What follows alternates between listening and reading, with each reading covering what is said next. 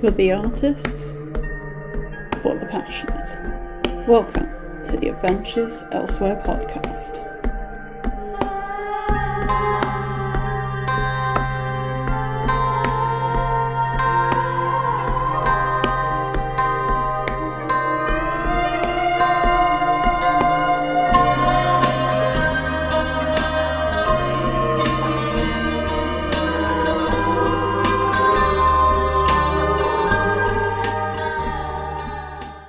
Hello everyone and welcome back to the Adventures Elsewhere podcast, or welcome if it's your first time. I am your host Jay Black, and today I'm talking a little more about how I got into where I am today with writing and being multi-genre as a writer as well. Yes, I mean thrillers and thriller subgenres, but I write around a lot in other darker literature genres, and I've dabbled in a lot of other genres in my time, as I've mentioned in the Multiple Genres series. So this is a little bit more of a craft-based episode, so as always, this podcast isn't dedicated to writing advice. That's not the point. The point is to talk about my craft, my process, what I found to work for me over the years and what I've learned as a writer. And so when I was starting out as a writer, I liked too many things to know what I wanted to do. That's basically what it boils down to. So I tried to do everything, and with every creative discipline, the more you do something, the better you get at it. Except the only issue I found was jumping wildly from genre to genre the whole time, jumping from thriller to comedy to fantasy to sci-fi to fabulism to tragedy. I didn't feel I was making progress. Looking back over previous pieces, I didn't see much, if any, improvement, and certainly not at the rate I wanted. And I started to think about this and thought, well, if I actually want to, get good at what I'm doing and make something I'm genuinely happy with, continuing on like this is not the way to go. It's not productive. So I started to think about how to actually improve. So I thought, well, where are my biggest issues? And I thought that intimate scenes I was not very good at, and description I was not very good at, and that's an ongoing problem. I didn't think my plots were exciting enough. There was a lot. The thing that bothered me the most was just creating something that I wasn't happy with. I didn't feel like I was writing things that I wanted to read. So one of the main things there was thinking about, what do I actually like reading? What's the space I actually want to operate in the majority of the time? What interested me most was writing something I wanted to read, and with characters I liked, with plots I liked. That ended up having a lot of intimate scenes, because character-driven, to me, is inherently more interesting than plot-driven. I'm not that bothered about plot-driven stuff. I want to meet lots of nice people. So then the issue was, okay, but how do I get good at all of these things at once, preferably, because that's efficient? How do I do that in one space? And the answer is, to an extent, you can't. There's always a line at which particular types of genre and things have more of one thing than another. Some genres have more description than others, some genres have more quiet character moment than others. That's just how it is. So you have to choose which things you're most invested in working on, and which things you're worst at and want to improve on the most. And I flitted between these in my time. So the thing I wanted to work on most really was writing something I actually wanted to read. Writing something with a good plot and decent characters. And, you know, a story I could actually get invested in. So that ended up being very much, okay, well, we operate in the darker literature space because that's what I like reading. That's what we work on first. And then, you know, I wanted to get better at intimacy and characters. Okay, we end up working in a different space to that, and then we can bring them both to the table. One of the things that really, I think, helped me the most with all this was finding interconnections between different closely related genres, where I could write something I was invested in writing and also reading that helped me practice different elements sort of at the same time. So let me explain what the hell I'm actually talking about. So, I main thrillers. That's my deal.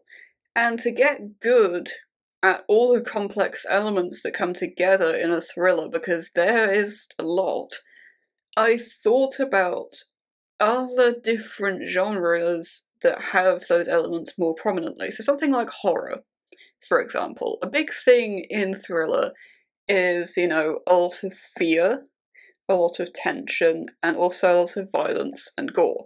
And this is even more prominent in something like horror. You get, you know, the whole point is that it's scary. There's tension everywhere all the time, it never leaves you, and there's often a lot of gore. So to practice that skill, all those skills together, I wrote a lot of horror, be that in Flash and Micros and all that. That's how I honed those skills. And then you can, once you feel you've got a decent handle on that, I started to bring that into more of a thriller space to think, okay, but how do I adapt this to be more thriller vibe? Do I want the tension ever so slightly lower? Do I want it to be less fear and more stress? I found worked. And a lot of little things like that. And that all comes down, really, at the end of the day, to practice and figuring out your own unique voice in that. When it came to writing creeping dread and somber tones, I found noir really helped me with that. I talked more about this in the noir episode, that really noir is thriller's sad sibling. That's kind of the deal. Noir is slower paced, and as opposed to thriller, where the underlying emotion generally is stress and that on-the-clock feeling, with noir it's more the slow descending spiral into the inevitable. It's a very somber tone. So getting that underlying tone and sort of trying to nail effectively how to do a vibe, noir was great for that. And when it came to trying to do more impactful sad scenes, this was something I felt I struggled with a bit early on, but not massively so. So I haven't spent as much time on tragedy as I would like to, because I think that's something I could be really, really good at. But yeah, I spent a little while writing tragedy to try and nail, in my case, the more bodily responses to things. So, you know, the welling of tears and writing that and how that feels. So, in a sense, an amount of character-based description and sensation-based description that I hadn't really done before, and now is something that I think is, you know, a strength of mine. That's a direct result of writing tragedy. And I think the biggest one for me, that I spent the most time writing, you know, as a genre, to try and improve on my craft, was romance, for sure. Because when I started out, I did not know what I was doing. I didn't know how to write romance for beans. I didn't. I was terrible at it. I will admit that. And, you know, for a while I thought, okay, I can just, you know, avoid it, right? But, you know, in something like thriller, and particularly in something like noir, that was like the other main genre I was interested in, romance is a huge theme. Like, it comes up, especially in noir, it's always an underpinning theme, almost always, and in thriller it often takes, a very prominent role. So I found that avoiding romance in thriller, sometimes it works. Sometimes it worked just fine, but in a lot of stories I could feel that it was coming, and I repressed it, and it then felt like there was something missing, because I knew it should have been there, and I tried to resist it, and, that's just never going to work. That's not good practice. So eventually I bit the bullet, and thought, okay, well, I'll just write romance then. I'll understand how to write that. And it took time. And it took time, in terms of getting a romantic vibe that didn't have a sinister undertone. That took a while to do, although having the sinister undertone is often interesting, but it's not what I was going for. And trying to, write actual romantic gestures and proper intimacy and romantic speech as well. And a lot of this was in the lead up to writing Penstemon. It was a project I was really, really excited in, and I thought for a long time it was a straight romance. So I needed to be at least competent at what I was doing before I tackled that. And I didn't get as good as I wanted to before I tackled Penstemon full on. And that's yet another reason why the first draft of Penstemon was such a mess, was I was still learning the ropes of romance and how to write romance in a romantic thriller while I was trying to write it. And the late first draft scenes, the ones I wrote late on, were decent, but the early ones, my god. My god, did they need some work. And I really should have spent some more time in the shorts and flash space. I was just frustrated at how long I'd already spent there, and thought, well, maybe writing longer form will help, because writing isolated scenes and sequences doesn't give me, the lasting foundation that so much romance has. A lot of it is built on a lot of pre-existing character work, so laying that out, having that there, could actually be really helpful, and I wasn't wrong. Is the thing. Sometimes writing shorts and flash is really good if you want to hone one or two very specific things. If you want to focus on creating a vibe, write a short vibey piece. It works. If you want to write something that has, a foundation under it, it's really, really hard to do that in a flash and actually learn how to do it. Writing something longer is going to be the answer for that, at least in my experience.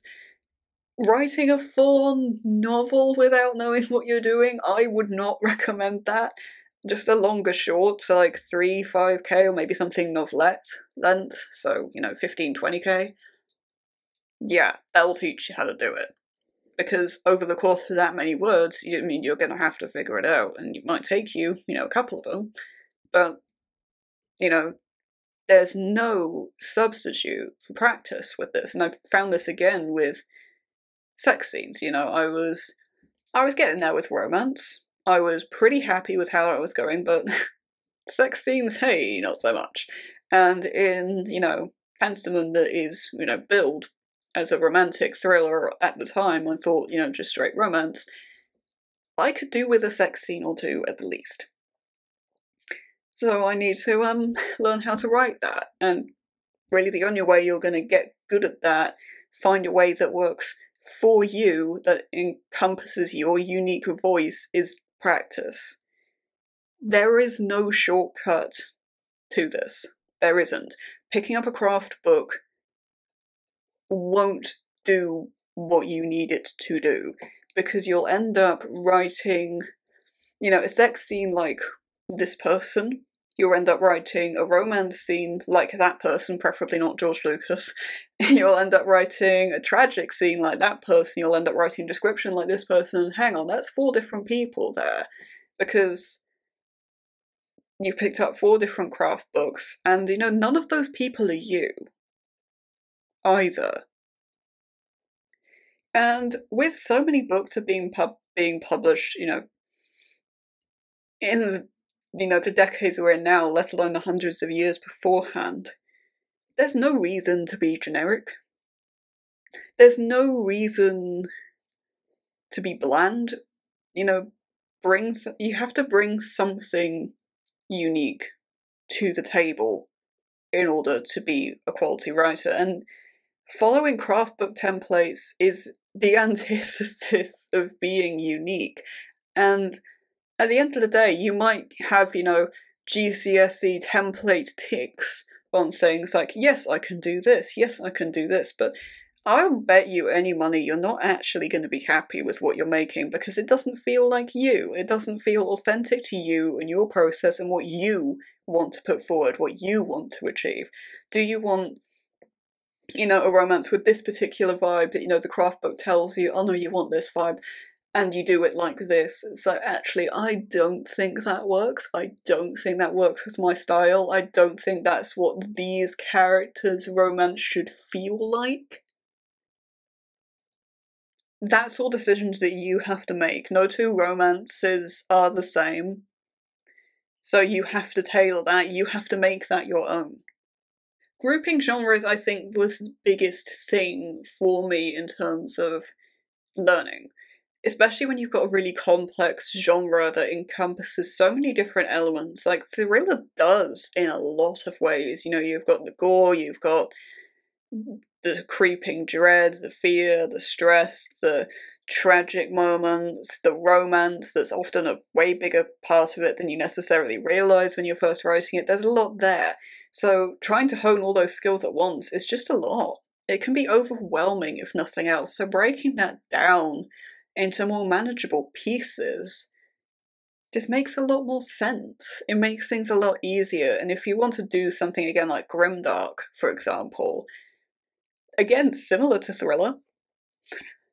And, you know, you can take horror and noir and tragedy and bring all of that into grimdark, and, you know, you might need to bring some fantasy in there as well. Like, you can break down really any genre like this into the different main elements that you find yourself writing about, because, you know, not every thriller has romance in it. That might be irrelevant to some writers, and they might go with a more supernatural, spiritual tone to it, in which case, you know, maybe fabulism helps. It's up to what you write and what you find helps. I want to talk about a couple of other genres I'd like to be better at. So, I'd like to, and this might be a bit left field, I'd like to do a really good rom-com. Like, genuinely, I think that could be a really fun writing exercise. And I've thought about how to go about that because that's really intimidating to me. I'm like, I don't really know where to begin with this. I'm like, okay, well, let's think about breaking this down. Let's think about elements of a rom-com. So obviously, number one, you know, genre blend is romance and comedy. So, romance, yeah, I feel like I'm pretty good at that. Comedy, no, not really. I can do banter well, sure, but straight comedy? I don't think that's me. So that's something I would really, really need to work on. And then beyond that, drama is a thing in rom-com, and not like high-stakes political drama like I'm used to, but just, you know, character drama. And that doesn't sound like me either. I don't watch things like soaps or like that. So again, that's something I really need to work on, and drama is a genre that I would like to operate in. I'd like to work on that, I would. And I think it brings a lot of skills from the darker literature set, but with a lighter overall tone, I guess, and less politics.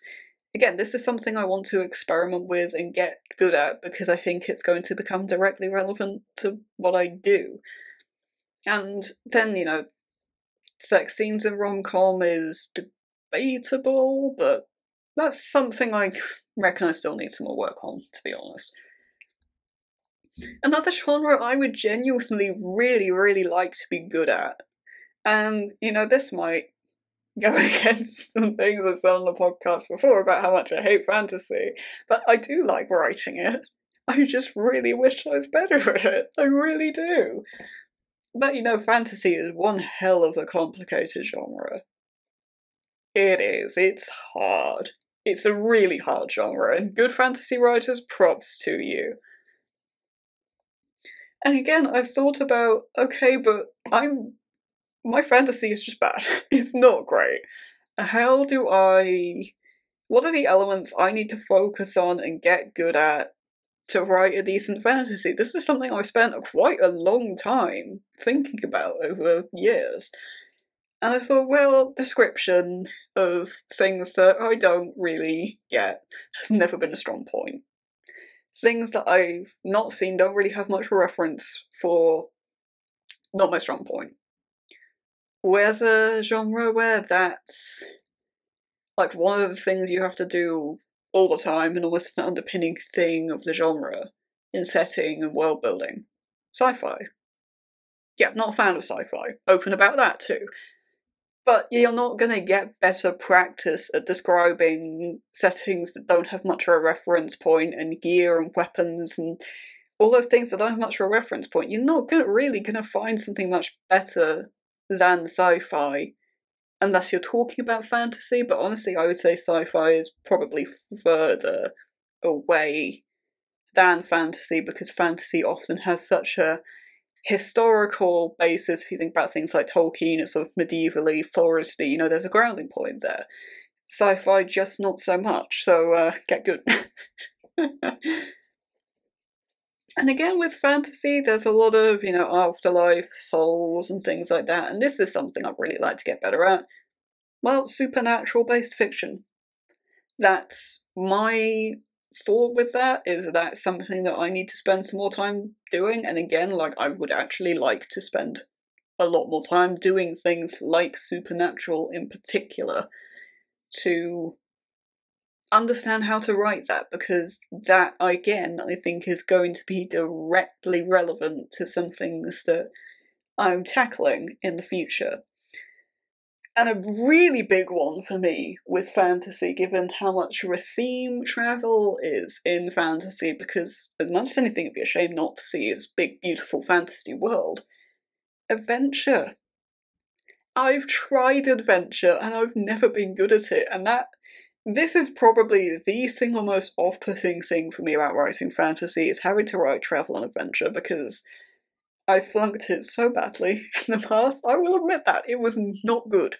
I ended up just skipping over passages of it because I did not know what I was doing, and the whole thing ended up just being a complete mess, and that project I don't really think is salvageable, because I skipped over so many big portions of adventure that massive chunks of the plot that would be happening in that space are missing, and I don't know what the hell's going on. So yeah, adventure is something that, again, is going to be directly relevant, probably.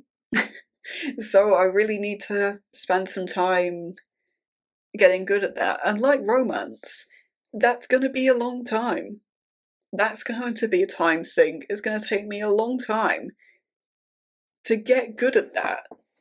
And action as well in fantasy, I mean, I think it's very difficult to write the sort of fantasy that I would potentially be interested in reading, as in dark fantasy with fast pacing closer to, you know, thriller.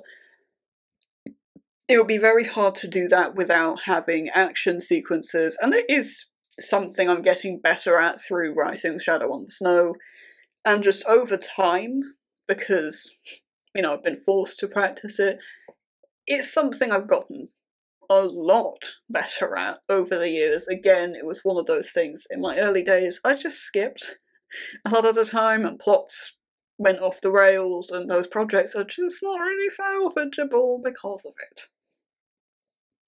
And really the reason I wanted to do this episode is because, yes, The Determined Ones is a thriller compendium and thriller subgenres. But, you know, a lot of it is subgenres. You know, you've got a romantic thriller in there, you've got a political thriller in there, well, two, actually, and a military thriller, and a revenge thriller, and whatever the hell a scene on stage is going to be classed as, I'm not really sure, and whatever the hell in the Ice of the Desert is going to be, I don't know. But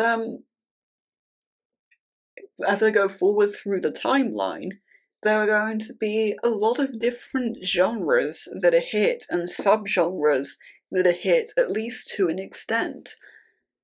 And I'm going to need to get good at all this.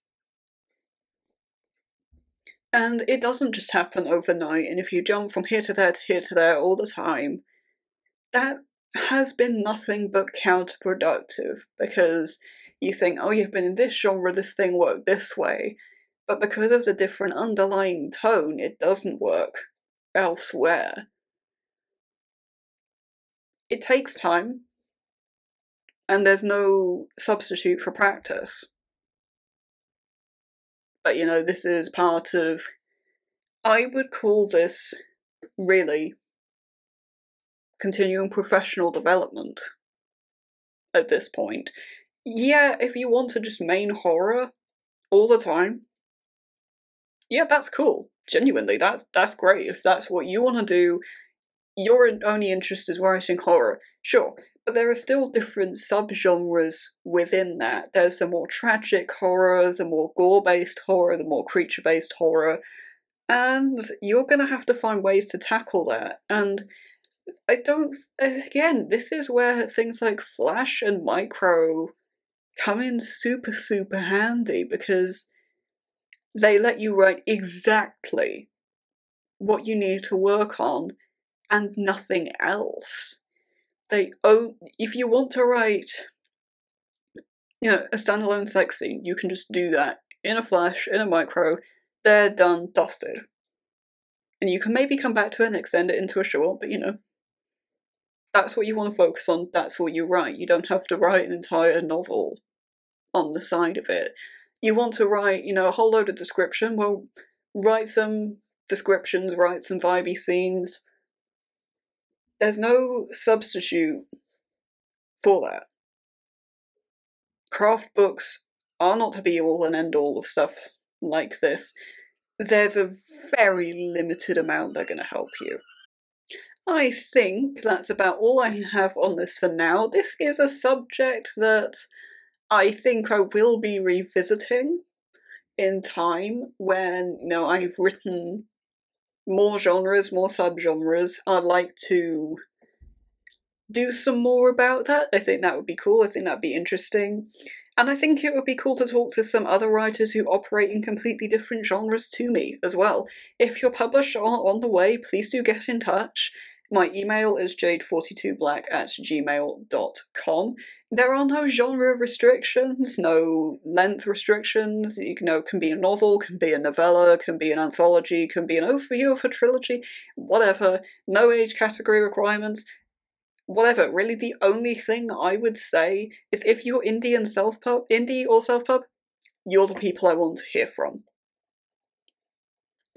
If you're looking for me elsewhere, where you can find me, and more about, you know, what genres I'm writing, how I'm handling that, and all the semi-live updates on my writing, Twitter's the place for that. I'm JadeBlack21 on there.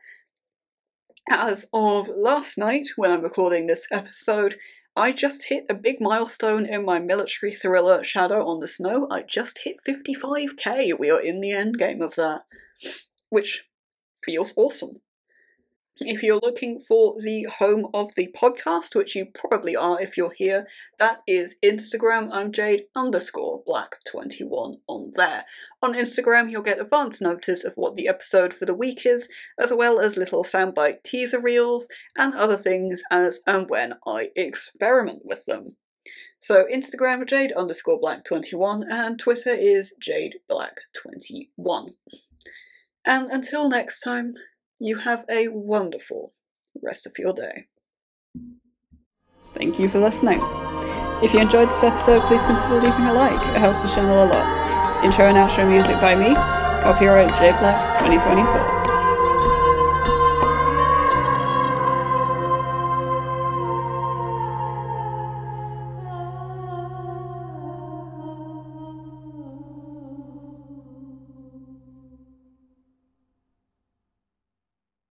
very limited amount they're going to help you.